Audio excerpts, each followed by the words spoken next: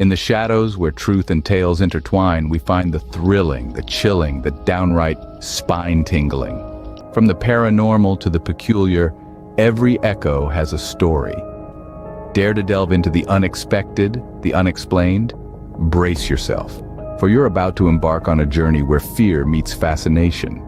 Stay tuned if you dare, for stories that will make your heart race and your mind ponder. Welcome to the realm of the eerie, the realm of the unknown. And remember, like and subscribe, if you dare. In the stillness of my solitary home, an unexpected knock echoed through the silence. The rhythm of my heartbeat quickened, a symphony of apprehension as I opened the door to find two unfamiliar faces. Their expressions were stern, their eyes hidden behind mirrored sunglasses, their badges glinting ominously under the porch light. "National security," they said, their voices carrying the weight of urgency.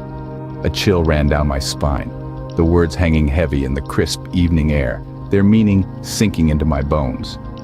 I found myself nodding, agreeing to follow them into the shadowy veil of the unknown. Their presence was commanding, their authority undeniable. As I stepped into their sleek black car, I couldn't help but wonder about the purpose of this sudden summons. I was no stranger to classified projects, having dipped my toes into the mysterious waters of top-secret endeavors. But this felt different, larger somehow. The car's engine hummed, a lullaby in the silence of uncertainty. The city lights became a blur, the familiar landscape morphing into a labyrinth of questions. Had the Russians or Germans finally managed to create a nuclear weapon? Had the delicate balance of power begun to tilt? My mind raced, trying to piece together the puzzle, my heartbeat providing a steady soundtrack to my spiraling thoughts. The car moved with a sense of purpose, its headlights cutting through the darkness, a beacon guiding us towards the unknown. The silence inside the car was punctuated only by the occasional crackle of the radio, the unintelligible murmurs serving as a reminder of the clandestine nature of our journey. The cityscape gradually gave way to a barren landscape, the twinkling lights replaced by a carpet of stars.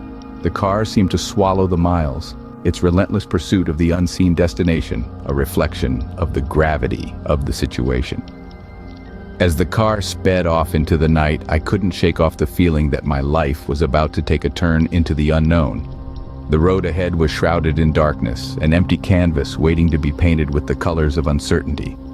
The only certainty was that my life, as I knew it, was about to change, and there was no turning back. The journey ended in a desolate desert landscape, where a hidden base lay tucked away from prying eyes. It was as if the barren wilderness had swallowed up an entire fortress, leaving no trace of its existence to the uninitiated.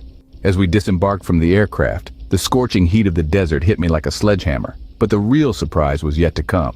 We were led through a labyrinth of security measures, each more stringent than the last. It was a dance of biometric scans, voice verification tests, and retinal checks. The air was thick with an almost palpable tension as we moved further into the heart of the base. Then I was escorted to an elevator, a metallic box that seemed ordinary yet out of place in this extraordinary setting. As I stepped into the elevator, I was told to descend to level T. The doors closed with an ominous thud, but what struck me was the absolute stillness that followed. There was no lurch in my stomach, no sensation of movement. It was as if time itself had paused, waiting with bated breath. 5 seconds later, the doors opened again, revealing a new world that lay beyond.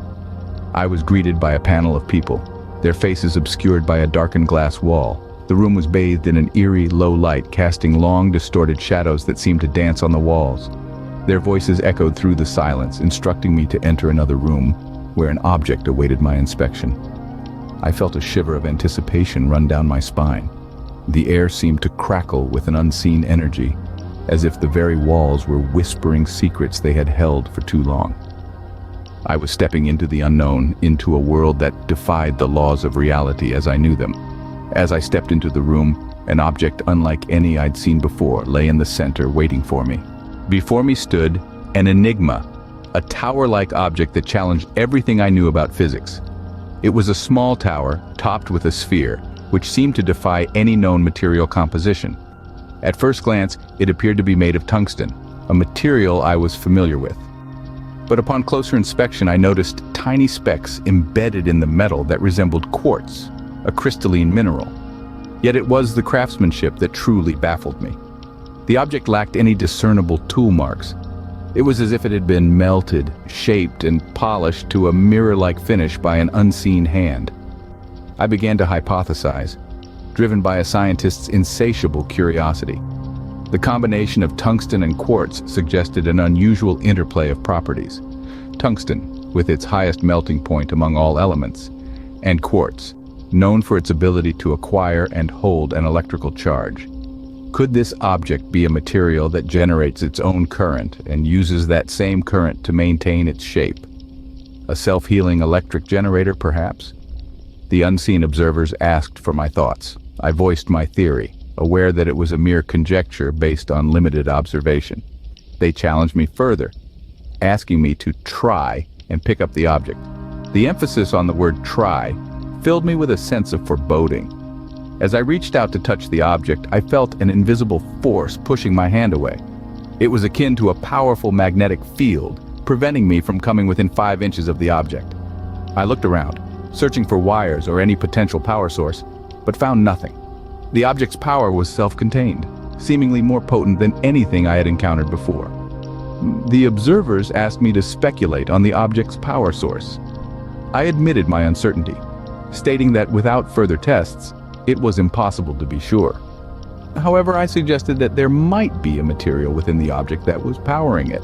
This was met with silence, adding another layer of mystery to the object. Despite my initial confidence, the object's inexplicable magnetic field left me questioning my understanding. I was led towards a door to my right, my mind teeming with questions about the enigmatic object I had just encountered.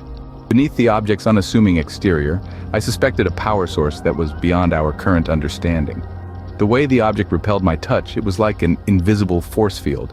I couldn't help but wonder what could power such a phenomenon. The object's design hinted at a fusion of energy and material science, realms that were already pushing the boundaries of what we knew to be possible. The tungsten-like exterior and embedded quartz-like specks suggested a structure that could harness and manipulate energy in ways we had yet to comprehend. I was no stranger to the principles of electromagnetism, but this was something else entirely. The power it exhibited was immense, yet it remained perfectly contained, perfectly balanced. It was as if the object was holding a storm in the palm of its hand, a storm that could be unleashed at a moment's notice. In the silence of that room, beneath the watchful gaze of the unseen panel, I could almost hear the quiet hum of the object's power. It was a song of energy, a symphony of forces that danced beneath the object's glossy surface. The strength of this force was staggering. It was like trying to push 2 identical poles of a magnet together, but magnified 1,000 times. The object was not just an immovable force, but an impenetrable fortress. It was a testament to an unknown technology, a technology that was light years ahead of our own. Where could such an object originate? Who or what could have created it? The questions swirled in my mind, each one more perplexing than the last. I was standing at the edge of a precipice, staring into the abyss of the unknown. With more questions than answers, I stepped through the door, drawn into the heart of the mystery. Beyond the door lay the truth, a truth that was as terrifying as it was fascinating. My heart pounded in my chest, a deafening drum in the eerie silence. I was on the precipice of something monumental, something that would irrevocably alter my perception of existence. As I stepped through, my senses were assaulted by an array of sights and sounds that defied logic. The air buzzed with energy, a tangible undercurrent of power that prickled my skin and raised the hairs on the back of my neck. The room was filled with objects, similar to the one I had just encountered, each radiating an intense, almost hypnotic glow. I felt drawn to them, these alien artifacts, like a moth to a flame. The men behind the glass watched in silence as I moved through the room, their eyes never leaving me. I could almost feel the weight of their expectation, the pressure of their collective gaze. They wanted answers, explanations for the inexplicable. But all I had were questions. What was this place? How had they come across these objects? What did they expect me to do with them? I reached out, my hand hovering over one of the glowing artifacts. It pulsed beneath my touch, a rhythmic beat that vibrated through my fingertips and echoed in my chest. A sense of understanding washed over me. Not a comprehension of the science behind these objects, but a deeper, more primal realization. These were not merely tools or weapons. They were alive. As the door closed behind me, I knew that my life, and maybe even the world, would never be the same again. The secrets I had uncovered, the truths I had stumbled upon, they were a Pandora's box that could never be closed. I was no longer just a scientist, but a guardian of knowledge that could either save us or destroy us. The choice was mine to make. And so, our tale of the Campfire Horrors comes to an end. Until next time, sleep tight. Before we part ways, dear viewers, remember to stay vigilant. The Campfire Horrors may have been extinguished for now, but the embers of the unknown always remain. As you lay down to sleep tonight, don't forget the lessons from our tale. Safety is but a fleeting moment in a world of unseen. So, if you've enjoyed this journey into the abyss, don't forget to ring that bell and smash that like button. Do it before the thing under your bed decides to pay you a visit. Oh, and keep those night lights on. You never know what might be lurking in the dark. Thank you for embarking on this terrifying adventure with us, until our paths cross again in another tale of the unknown. Goodbye and sweet dreams, if you can.